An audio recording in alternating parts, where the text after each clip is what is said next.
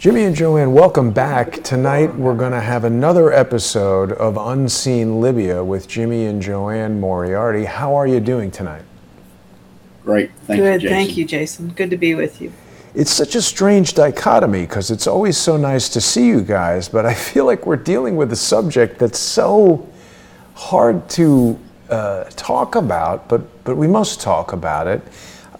People who are regular viewers of the show are going to recognize Jimmy and JoAnne as the Libyan war whistleblowers who are the only people known to have escaped the clutches of Al-Qaeda.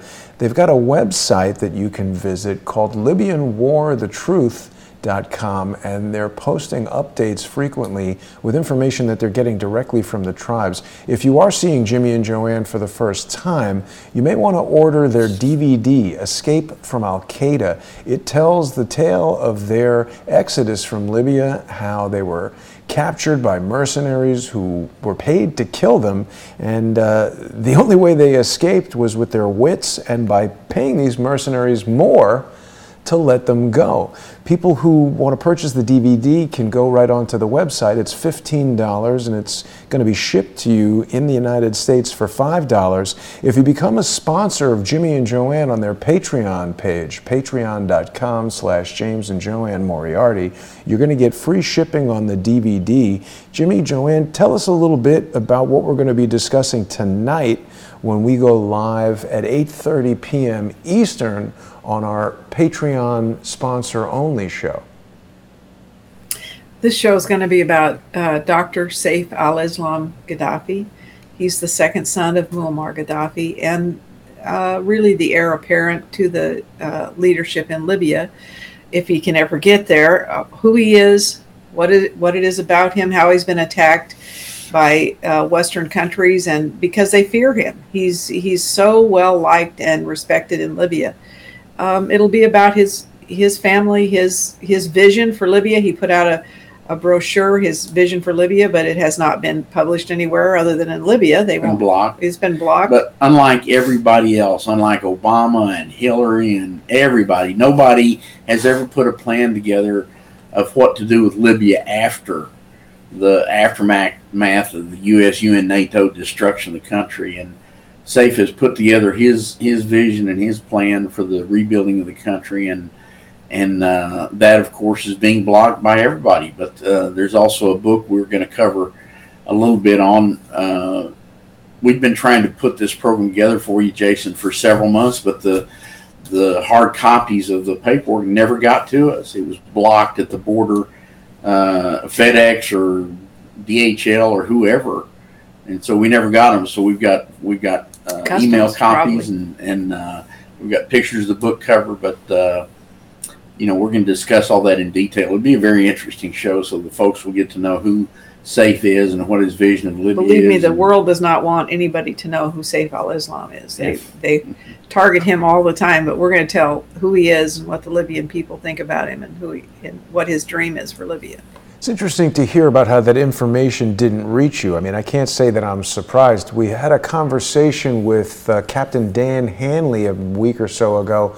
He was a United Airlines whistleblower after 9/11, revealing that all of the promised cabin upgrades hadn't been fulfilled. And when he started blowing the whistle, United went to, and the Pilots Association went to great lengths to get him sort of pushed out, and he's living out of the country now. He told us when he returned to the United States, they pulled him out of the TSA line and they said he's on a red list. So certainly when they want to block you, they're very effective at doing that. And Jimmy and JoAnne, you've told us many times how you guys have been blacklisted, you've been soft-killed, the DIA has been to your house, the FBI has been to your house, you've been pursued by CIA operatives at conferences in Dallas. You've had your computers attacked. You've had your businesses destroyed. You've had your bank accounts taken from you.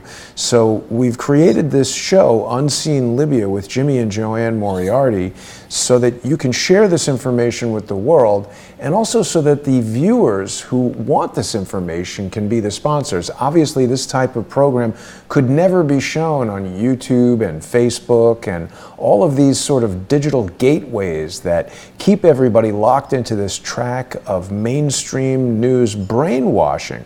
I've spoken about it on the show before. I remember being a little kid watching the news and hearing Ronald Reagan tell us about what a terrible guy Muammar Gaddafi was, and well, why would I not believe Ronald Reagan? He's the president, he's got a nice suit on, his hair was all greasy and weird, and I was a little kid. Seemed like that had to be the truth. Do you remember, Jason, do you remember Gaddafi ever saying all the things that they accused him of? You know something? It's interesting, JoAnne, because before I ever met you guys and before I ever started Crowdsource the Truth, I remember I was watching YouTube. This was definitely one of the things that catalyzed the creation of Crowdsource the Truth. I was watching YouTube and a video of Gaddafi at the UN speaking in English very clearly, very articulate, talking about the gold dinar, and I was like, wait a minute. This is sensible what he's saying. This guy's, I mean, it's like they try to demonize anyone who they want to be considered the enemy, so that when you hear that their kids got blown up and he had a bayonet stuck up his butt and he was, you know, brutally tortured and killed, they want people to cheer that and laugh at it in the way that Hillary Clinton does. But the fact is, he was a man, I don't really know anything about him. I'm sure some people disliked him, but that's the case with everybody. You guys have told us and even shown us firsthand, the people of Libya revered Gaddafi in a way that I can't think of too many presidents that people in the United States have expressed that kind of devotion and positive attitude towards. So it was the destruction not only of a life, but of an entire country and a way of life for the people of Libya. Yeah. He couldn't be bought. That was one of his reasons they took him down.